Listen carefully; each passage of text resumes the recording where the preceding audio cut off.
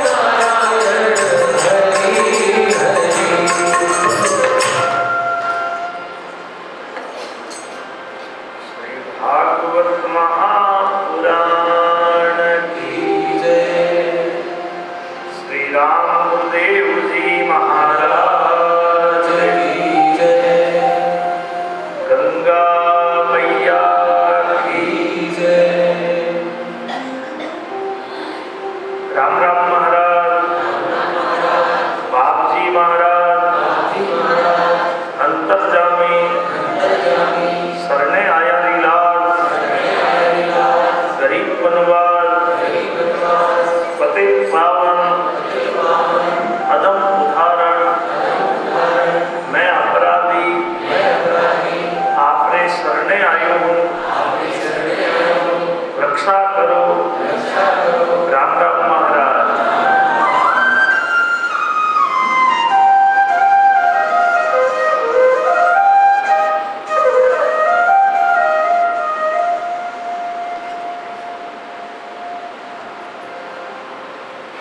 सभी हरि भक्तों को जय श्री कृष्ण।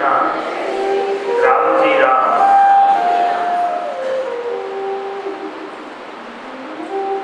आज कथा का तृतीय दिवस है।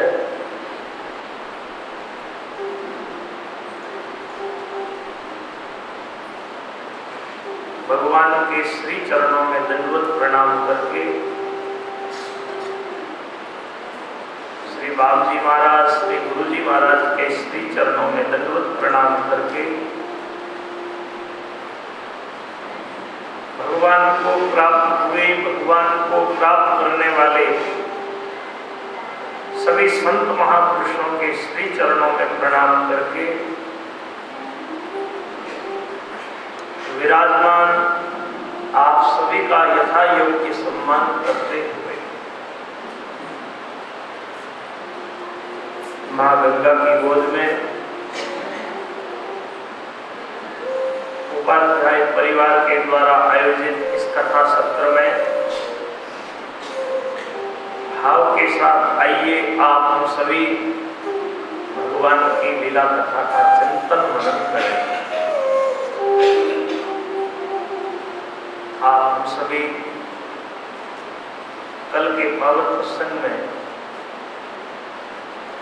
दक्ष यज्ञ की कथा का चिंतन मनन कर रहे हैं।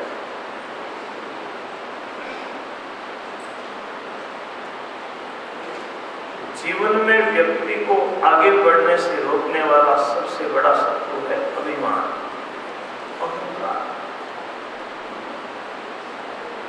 चाहे आप कोई भी सत्कर्म करो, यदि अहंकार साथ लेकर के उस कार्य में प्रवृत्त हो जाओगे तो वो आपका किया हुआ कार्य कभी सफल नहीं हो सकता। दक्ष ने यज्ञ शुरू किया था। अगर कोई यज्ञ करना अच्छी बात है, एक पुण्य कर्म है, संकल्प उसका अच्छा था, लेकिन उसने साथ में अहंकार को जोड़ लिया। या तो यज्ञ था, लेकिन अहंकार के कारण दक्ष को मरना पड़ा, यानी अहंकार उसको ले डूबा। जीवन में चाहे आप कोई भी कर्म करें, अहंकार रहित होकर के खाएं, तभी हम उस सत्कर्म का यथार्थ फल पा सकते हैं।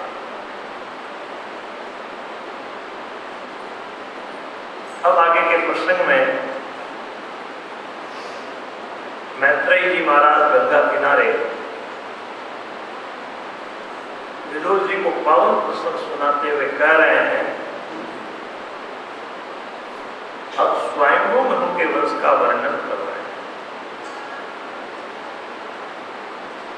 मनु के प्रियवर और उत्तानपाद दो बेटे हुए। उत्तानपाद की सुनीति और सुरुचि दो स्त्रियां थी। राजा को सुरुचि से प्रेम है, सुनीति जिसका बेटा ध्रुव है वो राजा को उतनी प्रिय नहीं है। हर एक व्यक्ति के पास रुचि और नीति होती है। हर एक व्यक्ति को रुचि प्रिय होती है, नीति सबको नहीं भाती। जैसी रुचि होगी वैसा भोजन करेंगे, जैसी रुचि होगी वैसे कपड़े पहनेंगे, जहां रुचि होगी वहां जाएंगे। सभी को रुचि अच्छी लगती है, लेकिन नीति कितने लोग मानते हैं, नीति की तरफ कितने लोग ध्यान देते हैं। अब कई लोग रुचि है, ये भी खा लूं वो भी खा लूं, लेकिन नीति कह रही है अभी मौसम भी तो देखो, तुम्हारा स्वास्थ्य कैसा है। लेकिन उस तरफ ख्याल नहीं करते। राजा को भी सुरुचि से प्रेम है। सुनीति जिसका बेटा ध्रुव है वो राजा को उतनी प्रिय नहीं है। एक दिन राजा सुरुचि के पुत्र उत्तम को गोद में लेकर उसका प्यार कर रहे हैं।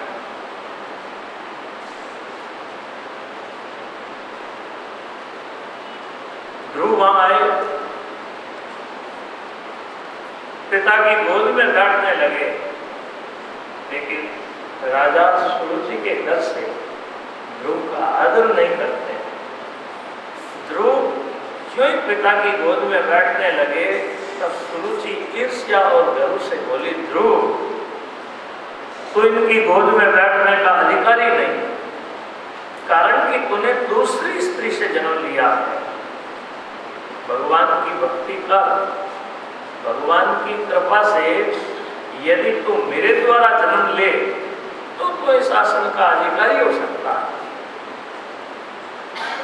विमाता के वे शब्द ध्रुव के हृदय में सूल की तरह लगे। वह को शब्द की एक चोट होती है, लागी है सो जाने, दूजा क्या जाने रे भाई।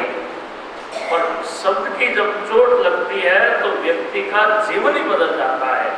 और आगे जितने भी महापुरुष हुए सबको कहीं कहीं ऐसी शब्द की चोट लगी, तब देखो उनके जीवन का रंग ही खिल गया। हम लोगों की लगती नहीं है। संत लोग इतना कहते हैं लेकिन हमें परवाह नहीं। एक महात्मा जी बोले, बाई थी पर लागी नहीं, बाई पर लागी नहीं ज्ञान गुरानी फूंक, और गुरु बेचारा क्या करे जब चेला माई चूक। गुरु जी ने कहा हमने ध्यान नहीं दिया, अब बताओ गुरु जी का क्या दोष।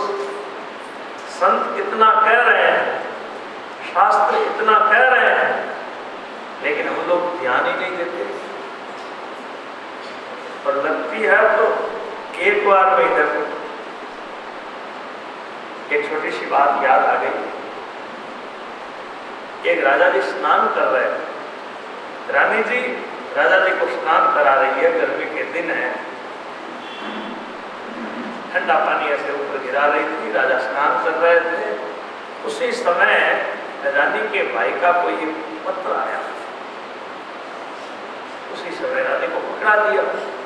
रानी को पानी गिरा रही थी और वो पत्र पड़ा, एकाएक रानी की आंखों में आंसू आए। जब रानी की आंखों में आंसू आए तो वो आंसू सीधे राजा के शरीर के ऊपर पीठ पर गिरे। और ठंडा पानी रानी जी गिरा रही थी और एकाएक गर्म छींटे ऊपर से पड़े तो राजा ने ऊपर देखा, गर्म छींटे कहां से आए। देखा रानी की आंखों से तब आंसू टपक रहे। राजा ने पूछा क्या बात हुई। रानी रोती हुई कह रही है, मेरे भाई का पत्र आया है, मेरे भाई ने पत्र में लिखा है मैं मुझे वैराग्य हो गया, 7 दिन बाद मैं घर छोड़कर निकल जाऊंगा, यदि तुझे मिलना हो तो आकर के मिल ले। राजा को हंसी आ गई, आज वैराग्य आया है और 7 दिन बाद घर छोड़ेगा। तो रानी को गुस्सा आ गया। गुस्से में रानी बोली, आप मेरे भाई को हंस रहे हो, आपको भी वैराग्य आया हो बताओ ना। तो राजा उसी समय उठ करके रवाना हो गए। रानी बोली कहाँ जा रहे हो। बस जा रहा हूँ। तो कपड़े तो बदलो, कि कपड़े अब आगे ही सूख जाएंगे। ये है शब्द की चोट। आज ध्रुव के हृदय में विमाता के शब्द चोट करते हैं। ध्रुव रोता हुआ अपनी माँ के पास पहुंचा, बालक को सिसक सिसक कर रोते हुए देखा। रानी ने बालक को गोद में लिया। जब दूसरी स्त्रियों से रानी ने सब बात सुनी, रानी भी रोने लगी। दुख के पारावार का कोई अंत नहीं। माँ बोली बेटा, जो दूसरे को दुख देता है वह स्वयं दुख भोगता है। तेरी विमाता ने जैसा कहा अनुसार उसी समय ध्रुव पिता के नगर से निकल गए। ध्रुवंशधारियो वचन मारियो ध्यान धारियो एक ही तजपान नीरू महाधीरू पर